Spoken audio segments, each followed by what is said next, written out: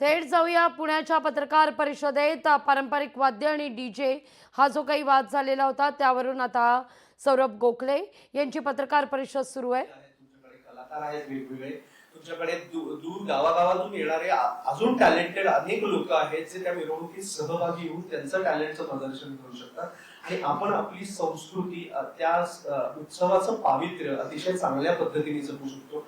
पुन्हा एकदा मी एवढंच म्हणेन की आमची डिमांड इतकीच आहे. आम्ही त्या निवेदनाद्वारे सरकारपर्यंत, प्रशासनापर्यंत, पोलिसांपर्यंत आम्ही इतकंच पोहोचवू इच्छितो की या मिरवणुकांमध्ये डीजे आणि डॉल्बी सिस्टीम्सना कटाक्षाने बंदी करावी आणि त्या गोष्टी आपल्या उत्सवात येऊन उत्सवाचं पावित्र्य भंग होणार नाही याची कुठेतरी आपण सर्वांनी काळजी घेणं गरजेचं आहे. आणि त्यासाठी हे आम्ही स्वाक्षरी कॅम्पेन या रविवारी करतोय की जिथे आम्ही नागरिकांना, सर्व ढोलताशा पथकातल्या लोकांना, सर्व ज्यांना या गोष्टीबद्दल काळजी वाटते त्यांनी येऊन तिथे सहभागी व्हावं आणि अनुमोदन असल्याची स्वाक्षरी त्याच्यावर करावी.